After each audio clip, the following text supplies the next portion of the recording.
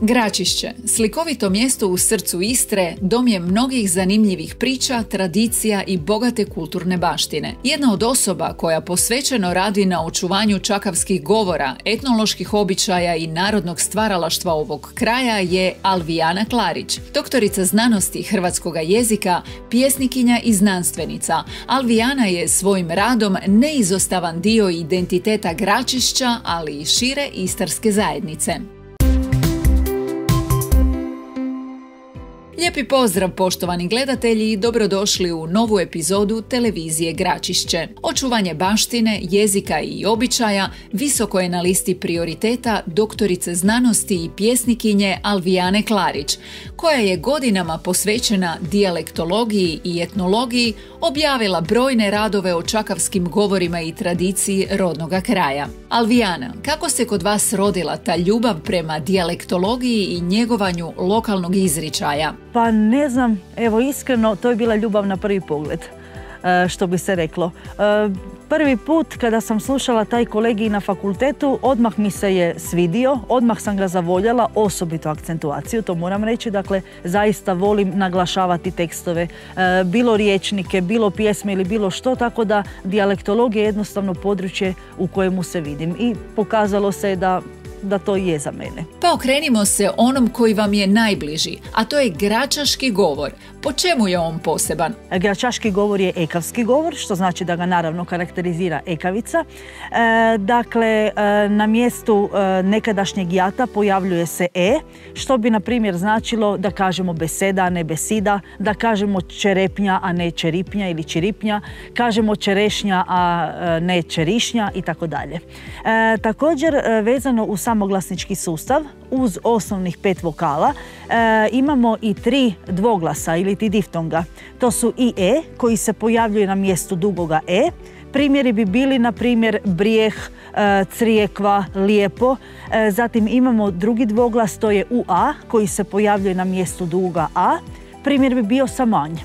I imamo dvoglas treći, ujedno je i zadnji, dvoglas uo, koji se pojavljuje na mjestu dugoga o. Primjeri bi bili stuo, buolna, stuol i tako dalje. Osim jezika, bavite se i narodnim poslovicama. Pročitajte nam neke koje ste zabilježili i kako ste ih prikupljali. Prikupljala sam ih 3 godine na području općine Gračišće. Dakle, ne samo Gračišće kao Gračišće, nego i Gračašćina. Nažalost, moji obavjesnici su sada već pokojni, a prikupila sam 400-tinjak tih naših istarskih narodnih poslovica sa Gračašćine.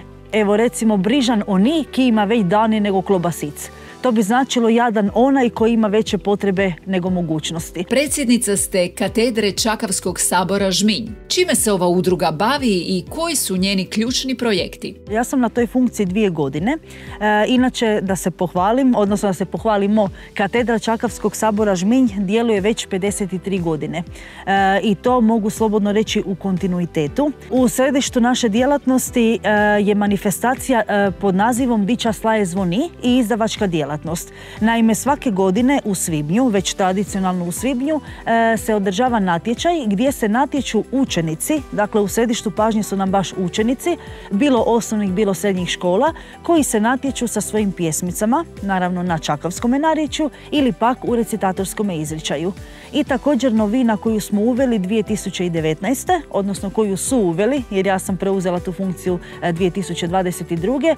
Je ta da imamo i dramsku smotru, koja za razliku od recitatorskog izričaja i pjesmica, ona nije natjecateljskog karaktera. Uz znanstveni rad poznati ste i kao pjesnikinja. Gdje objavljujete svoje pjesme? Na kojem dijalektu ih pišete? Pišem ih na čakavskom dijalektu, konkretno na svom lokalnom gračaškom idiomu, većinom. Evo, imam nekoliko pjesama i na ikavici, ali uglavnom 90% pišem na gračaškom lokalnom idiomu. A objavljujem na lokalnim natječajima. Dakle, kada se pojavljuje ovako neki natječaj, onda pošaljem. Možete li nam pročitati jednu od njih? Tjeli morivat.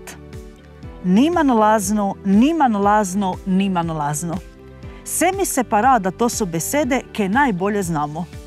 Je li da nas tako teško ljučke sreće se radovat, znat se skužat, s drugem se hipčih frmat. Je li da nas tako teško tantinik drugega posluhat, Je li da nas tako teško jedan drugemu Šimun Cirenac bit i pomoć si križi nosit?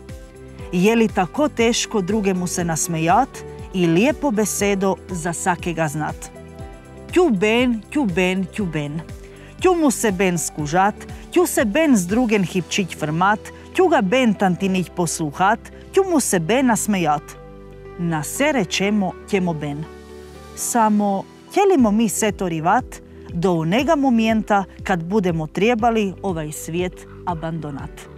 Kroz jezik, običaje i poeziju Alvijana Klarić postojano gradi most između prošlosti i budućnosti, čuvajući identitet Gračišća i istarske baštine za nove generacije.